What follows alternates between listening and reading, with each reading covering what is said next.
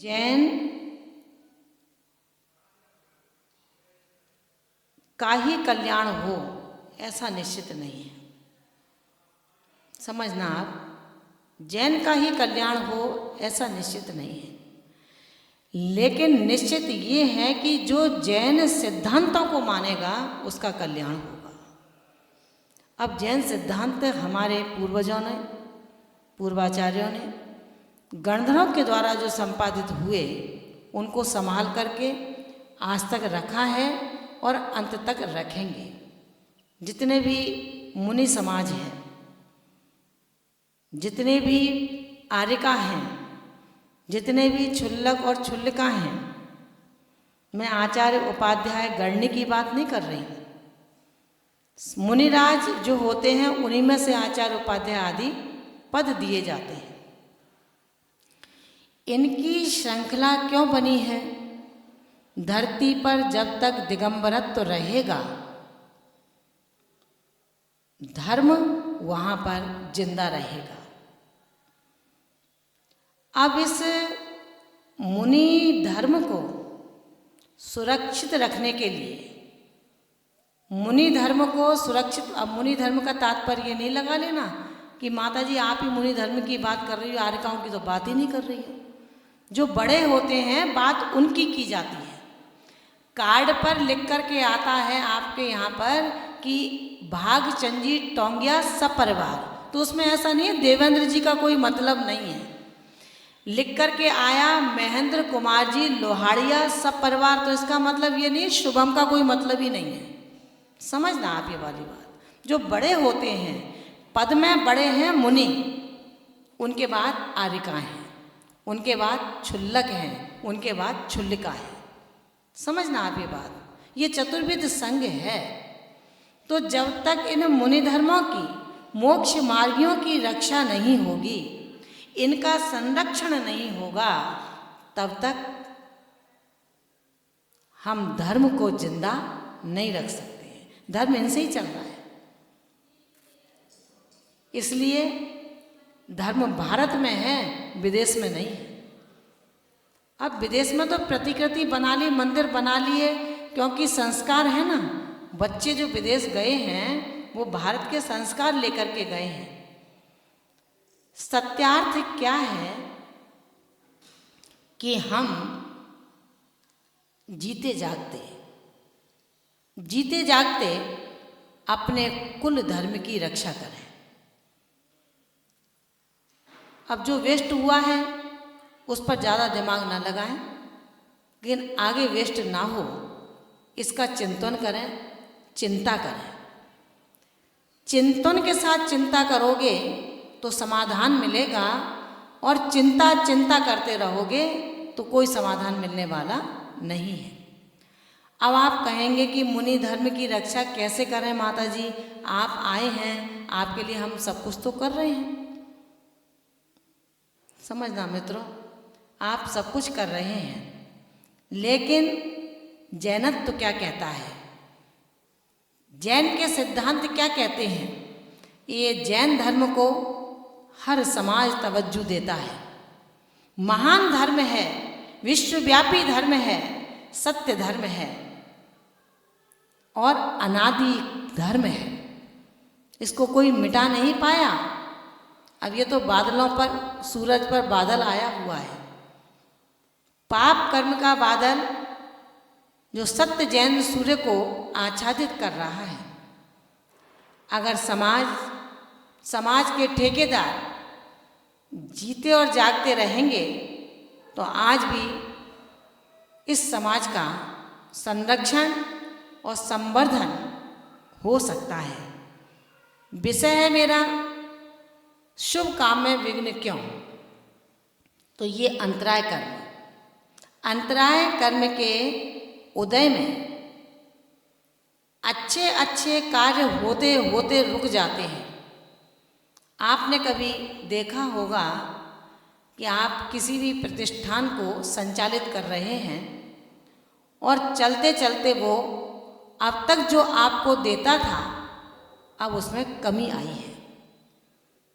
तो लोग कहते हैं कि माता जी ऐसा लगता है किसी ने दुकान बंद करा दी है। लोगों की धारणा रहती है कि किसी ने कुछ करा दिया है, लेकिन आध्यात्म जगत का जैन दर्शन कहता है कि मित्र, गलती ना कर, मूल में भूल ना कर। किसी ने कुछ नहीं कराया है, जो अब तक तुमने करनी की है उसके उदय का काल आ गया है। कनकोदरी रानी ने कोई कसर नहीं छोड़ी थी अपने ईर्ष्या की। किसके प्रति? सौत के प्रति। सौत कौन सी थी? नाम याद है क्या? पढ़ा है अंजना चरित्र? पढ़ा है ना? उसे उठा लेना, जहां पढ़ा है पढ़ लेना। लक्ष्मीमती उसकी सौत थी, जो जैन धर्म की अनुरागी थी। जिनेंद्र भगवान की पूजा किए बगैर मुंह में जल भी नहीं डालती थी। शकुनों की सेनाइयां जिसके घर आंगन में बसती थी,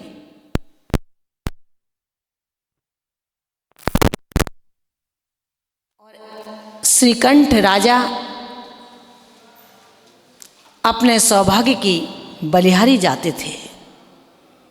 सारा राज आंगन सुख सौख्य संपदा से परिपूरित था। संक्लेशता जिसके परिणमन में कभी नहीं होती थी। अनायास राज मंदिर के उस आंगन से चीखों की आवाज आई। सुकंठ राजा ने कहा कि अरे, मेरे ही राज मंदिर से, जहां पर सेनाइयों की आवाजें आती थीं, दुंदभियों का नाद होता था, नगाड़े बजाए जाते थे, आज उस आंगन से चीत पुकार कैसी? राज दरबार की ओर बढ़ते कदम ठिठक जाते हैं। कर्ण रंध्र उस चीत पुकार को सुनने लगते हैं। उन कर्ण रंध्रों के द्वारा सुने गए उस चीत पुकार के परमाणु जब आत्म प्रदेश को स्पर्श करते हैं, द्वंद्व हो जाता है, मनोवृत्ति परिवर्तित हो जाती है, पैर लौट जाते हैं राज मंदिर की ओर। जैसे ही मुख्य द्वार पर प्रवेश किया, एक सेवक भागता हुआ आता है कि महाराज, अनहोनी हो रही है। क्या हुआ? रानी साहिबा घोर कष्ट में है। तेज चाल से राजा सुकंठ पहुंच जाते हैं और देखते हैं शील की शालिनी, व्रतों की अवधारणी, सम्यक दृष्टि लक्ष्मीमती, सुंदर स्वरों में जिनेंद्र की पूजा करने में दत्त चित्त है, लेकिन जो उसकी प्राण प्रिय थी कनकोदरी,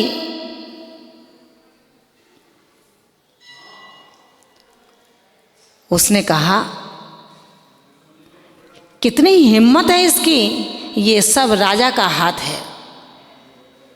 अगर वो एक बार में इसको कह देते तो इसकी हिम्मत नहीं थी कि ये पूजा में इतना समय खराब करती।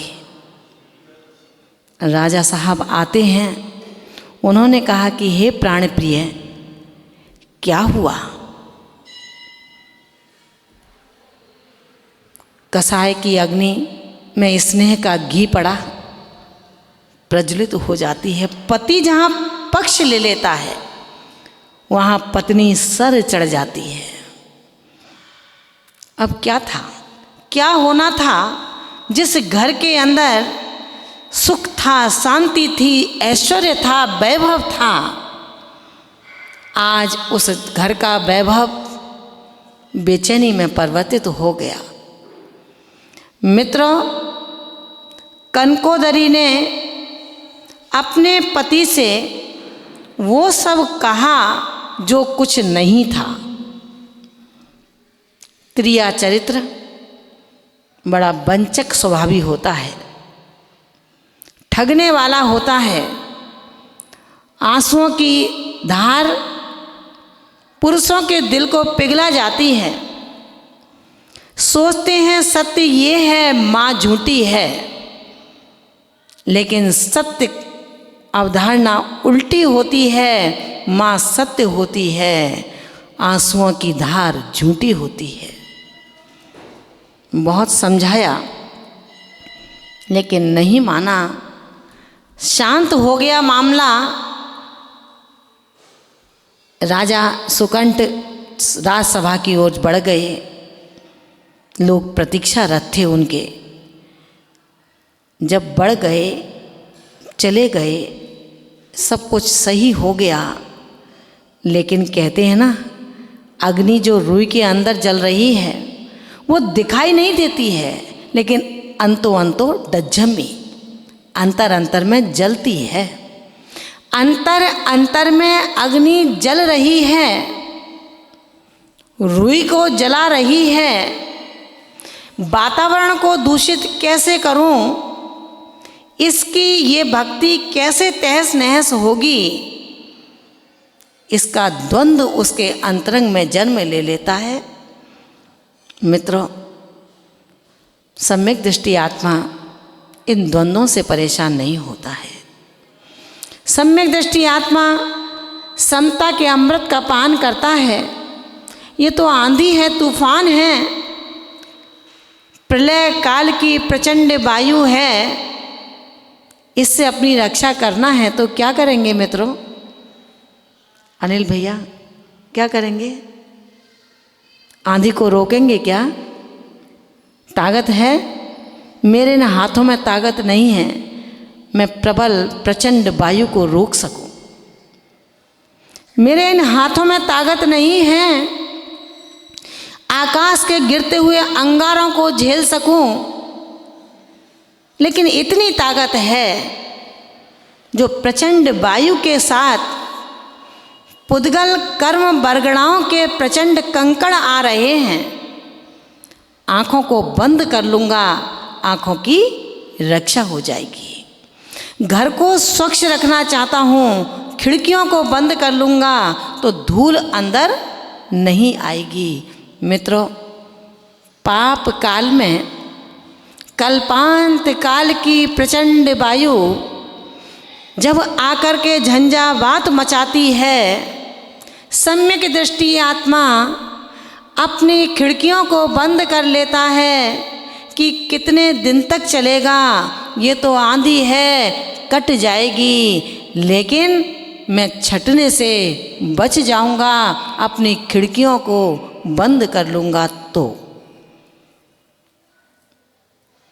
आप कुछ नहीं कर सकते हो, लेकिन इतना तो कर सकते हो, कोई किसी को चाकू से काट रहा है तो कहोगे क्या और काटो, लाओ मुझे दो मैं काट दूं थोड़ा सा, कहोगे क्या? नहीं कहोगे ना। तो क्या करोगे? वहाँ पर नहीं जाओगे, घर में आकर के छिप जाओगे। बस जहाँ पर अपने धर्म का नाश हो रहा हो, धर्म का विसंवाद बढ़ रहा हो, सत्य पर असत्य का पर्दा पड़ा हो, प्रचंड ज्ञान सूर्य पर अहंकार की पुरजोर आंधी चल रही हो, उसमें अपनी अपनी रक्षा करो। दूसरे की रक्षा कोई नहीं कर सकता। अपनी अपनी रक्षा करो। घर में जाकर के चुपचाप बैठ जाओ, खिड़कियों को बंद कर लो, आपकी रक्षा हो जाएगी। लक्ष्मीमती शांति से पूजा पाठ कर रही है, उसके मन में किंचित भी कोई विकल्प नहीं है। पूजा पाठ से निवृत्त होकर के जैसे ही बाहर निकलती है, कनकोदरी व्यंग शब्द वाणों की बरसात शुरू कर देती है। लक्ष्मीमती कहती है कि जी तुम्हें इतना क्रोध क्यों आ रहा है? मैं तो तुम्हारी छोटी बहन हूँ ना, तुम क्रोध न करो। और अग्नि का काम हो, घी का काम हो गया कि मैं इतना क्रोध कर रही हूँ फिर भी जीजी कह रही है। कहते हैं मारना है गर किसी को मार दो एहसान से, क्या मिलेगा आपको गर मार दोगे जान से। जान से मारा हुआ कभी उठ सकता नहीं और एहसान का मारा हुआ सर उठा सकता नहीं। मित्रों, सीखो गुरुओं से। हमें हमारी गुरु माँ ने तैयार किया है, उनका ही मटेरियल हमारे पास में है, उससे हम तैयार हुए हैं। उन्होंने कभी हमें किसी की निंदा बुराई की शिक्षा नहीं दी। अगर उनके पास हम कोई बात किसी साधु की करते भी हैं कभी, तो एक ही बात कहती हैं कि आप लोग या तो चुप हो जाओ या मैं स्थान छोड़ करके जाती हूँ। सोचिए हम किस पगडंडी से गुजर रहे हैं, बड़ी नाजुक रास्ते से मित्रों चल रहे हैं। इतना नाजुक रास्ता है जिसमें घंटे 2 घंटे का तो बहुत दूर की बात है, घड़ी 2 घड़ी का ही पता नहीं है। ऐसी नाजुक पगडंडी से चलने के बाद हम अपनी कसायों के अतिरेक को रोक नहीं पा रहे हैं, अपने स्टैंडर्ड को समाप्त नहीं कर पा रहे हैं। कैसा है आपका स्टैंडर्ड समझ में नहीं आ रहा है। 4 पैसे आ गए अपने पास तो हम बहुत बड़े दीनार पति बन गए, उद्योगपति बन गए। 1 फैक्ट्री चल गई, 2 फैक्ट्री चल गई तो लगता है कि सबसे बड़ा उद्योगपति मैं ही हूँ यहाँ पर कोटा में। मैं कोटा की बात कर रही हूँ, अभी दूरस्थ प्रदेशों की बात नहीं कर रही हूँ, क्योंकि जहाँ हैं वहीं की चर्चा होना चाहिए। आज हम देख रहे हैं जिनको जन्म पूज्य माताजी के द्वारा मिला है। जन्म माने संस्कारों का जन्म, संस्कारों का जन्म, जहाँ जिन्होंने मोक्ष मार्ग को देखा ही नहीं था, कैसे होते हैं मोक्ष मार्गी महाव्रती। आज वो बच्चे खुद तो मंदिर आएंगे लेकिन उनकी हिम्मत नहीं है अपनी बहू को मंदिर ले आए। समझना, उनकी हिम्मत नहीं, अपने बच्चों से कहते हैं बेटा मंदिर चलो। कैसा जमाना आया है, तुम्हारी नहीं चलती जब सोचना तो तुम्हारे गुरुओं की धर्म की कब चलेगी। जिस माता पिता ने जन्म दिया है उनसे ही 2 अल्फाज वो प्रेम के और आदर के ना बोल पाई, फिर किससे बोलेगी। विचार करना, वो कनकोदरी जो तांडव मचाती है जिनेंद्र भक्ति की पूजा करने वालों के लिए, गुस्सा क्रोध अंधा होता है। ऐसा क्रोध आया कि ना रहेगी बांस और ना बजेगी बांसुरी। क्या करें, जिनेंद्र प्रतिमा को ही हटा दो। जिनेंद्र प्रतिमा को हटा दिया, अब पूजा करने आई। आपके मंदिर में भगवान कोई नहीं मिले तो शांति मिलेगी क्या? हैं कोई है क्या शांत बैठने वाले? अरे चले गए क्या फ़र्क पड़ता है, नहीं दूसरी ले आएंगे, एक और प्रतिष्ठा, पंचकल्याण प्रतिष्ठा हो जाएगी। हैं करेंगे क्या? नहीं करेंगे ना। अपने सांस लेने का समय भी अपने पास नहीं मिलेगा। अपने भगवान की प्रतिमा गई तो गई कहाँ, समाज एकजुट होगा। मित्रों, जैसे ही वो अंदर घुसती है जिनेंद्र भगवान नहीं मिलते, चित्कार करती है, बेहोश होती है कि मेरे प्राण प्रतिष्ठित भगवान आखिर कहाँ चले गए। चारों प्रकार के अन्न जल का त्याग कर देती है।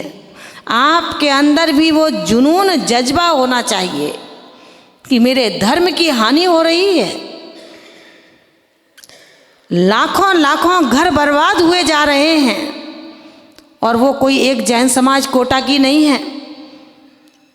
कोटा में बैठी हूँ इसलिए कोटा की बात करती हूँ, लेकिन हर जैन समाज का हवाला यही है जो मैं आपको देने जा रही हूँ। जैन समाज के पुत्र रत्न और कन्या रत्नों की रक्षा करो, इनकी रक्षा करो। हायर एजुकेशन स्मार्टफोन ने हमारे धर्म का विनाश किया है। लोग चिंतित हैं, कौन? जो जैन नहीं हैं। वो कहते हैं जैनों को हुआ क्या है, ये क्यों नहीं चेत रहे? बच्चों से डरते हैं क्या? बच्चे क्या करेंगे?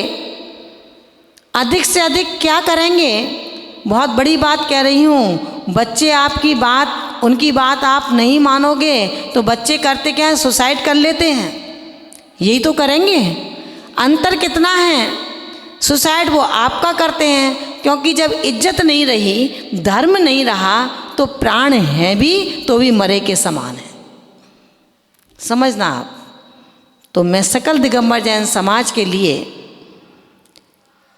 मैं निवेदन तो आपसे नहीं कर सकती हूँ, चूँकि आप बहुत बड़े हैं, तो आदेश भी मैं गुरु माँ के होते हुए आपको क्या दूंगी। लेकिन इतना कह सकती हूँ, सकल दिगंबर जैन समाज के जितने भी मंदिर हैं, उन मंदिर के अध्यक्ष मंत्री की एक मीटिंग यहाँ पर की जाए। उस मीटिंग में मुझे मेरे धर्म की बात कहने का अवसर प्राप्त हो, उस पर आप विचार करें। जो हुआ है उसकी कोई बात ना करें। कारण क्या है? जो खिचड़ी बन गई उसके चावल दाल को अब अलग नहीं किया जा सकता है। जो दही में जामन पड़, दूध में जामन पड़ गया, अब उसको अलग नहीं किया जा सकता है। लेकिन जो बचा है उसको तो सुरक्षित कर लो। जैन समाज कितनी है, लोग हास्य का पात्र हमारी समाज को बना रहे हैं। जैनी अपने स्टैंडर्ड में डूबता चला जा रहा है। सड़कों पर गुरुओं के साथ जय जयकार नाचता हुआ जा रहा है। नाच गान, हंसी, खुशहाली जब अच्छी लगती है, जब अपने घर में खुशहाली होती है। अपने घर में खुशहाली नहीं है तो मात्र दिखावा है, प्रदर्शन है। हम दूसरे समाज को शायद दिखा रहे हैं, लेकिन वो समाज हंस रहा है कि कैसे पागल लोग हैं, डूबते जा रहे हैं फिर भी नाच रहे हैं, फिर भी खुश हैं, लूट रहे हैं। सामने वाला दिन दहाड़े लूट रहा है, हम फिर भी खुश हैं, उसे गले लगा रहे हैं।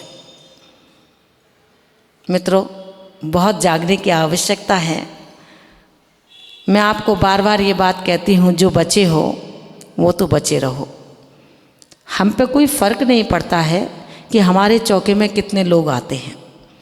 हमें कोई शौक़ नहीं है 200-400 लोगों की यहाँ वीडियो बनाएं हम, फिर वायरल करें। इसमें कोई काबिलियत नहीं है। हमारे जो 4 आ रहे हैं, ये 4 ऐसे हैं जो चौथे काल में आकर के प्रथम दाता बनेंगे आहार के। तिरेंगे, ये सड़ेंगे नहीं, ये खिलखिलाएंगे, ये बिलबिलाएंगे नहीं। लेकिन बाकी जो मात्र प्रदर्शन अभी तक चल रहा है, इनकी खिलखिलाहट का अपहरण होने वाला है। मित्रों, शब्दों को लेकर के यदि कहीं भी इन दिल में आहट हो रही हो, तो हमारे बीच में जेके जैन साहब बैठे हैं, जो कोटा दिगंबर जैन समाज के एक वरिष्ठ व्यक्तियों में इनकी गिनती होती है। पाटौदी साहब बैठे हैं, अनिल जी हमारे बीच में बैठे हैं। मैं ये आपसे कहना चाहती हूँ, कोटा की जैन समाज की सुरक्षा कीजिए। हम आपस में लड़ रहे हैं, इस लड़ाई को बंद करें और धर्म की संस्कृति की रक्षा करें। धर्म की संस्कृति बच गई तो आपको भव भव में मारने वाला कोई दूसरा पैदा नहीं हो सकता है। जिसने धर्म की रक्षा की उसका बाल बांका नहीं होगा। मैं सभी लोगों से ये बात आप ज़रूर कहें।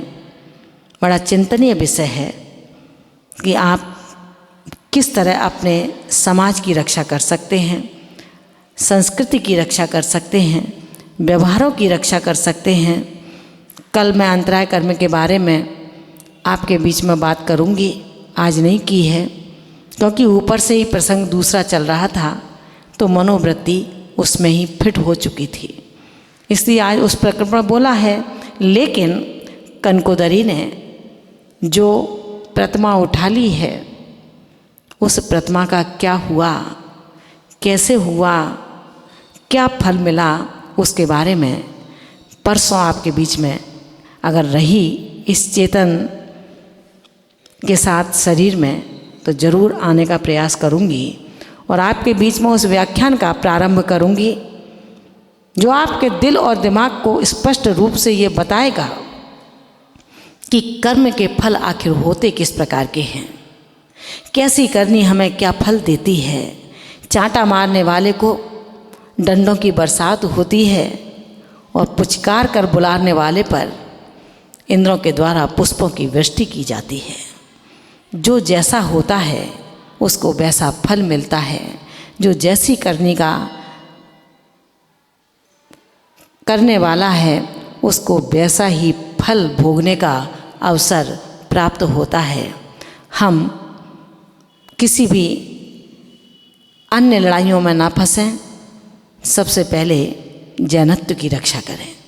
जैनत्व है तो हम और आप हैं, और जैनत्व ही नहीं है तो अपन कौन यहाँ स्थिर रह सकता है। मित्रों, इन्हीं शब्दों के साथ मैं जेके जैन साहब के प्रति बहुत ही अपेक्षा की दृष्टि लगाए रखी बैठी हूँ कि सारे द्वंद्वों को आप छोड़ दें, सारे कामों को छोड़ दें।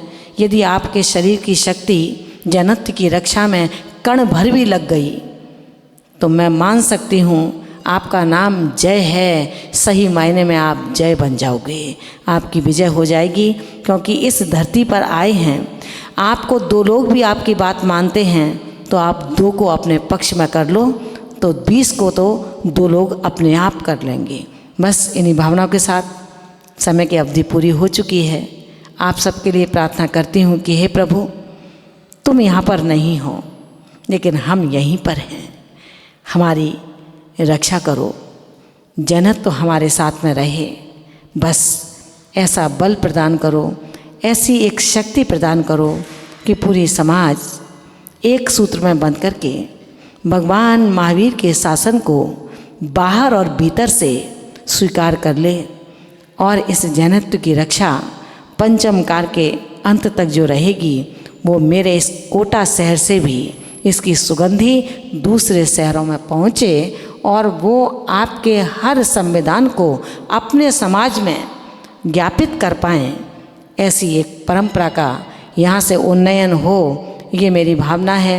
इन्हीं भावनाओं के साथ में मैं आप सबके लिए प्रार्थना करती हूँ। वो परमात्मा आपको असीम सौंदर्यता, चिरंजीवता, आरोग्यता और समृद्धता प्रदान करता हुआ धर्म के विशेष लगाव के साथ, समर्पण के साथ आपको जीवित रखे, आप चिरजीवी बने। इन्हीं भावनाओं के साथ जय बोलिए तीर्थंकर महावीर स्वामी की, परम पूज्य गणनी आर्यका श्री विशुद्धमती माता जी की, श्रीमद् जैन धर्म की।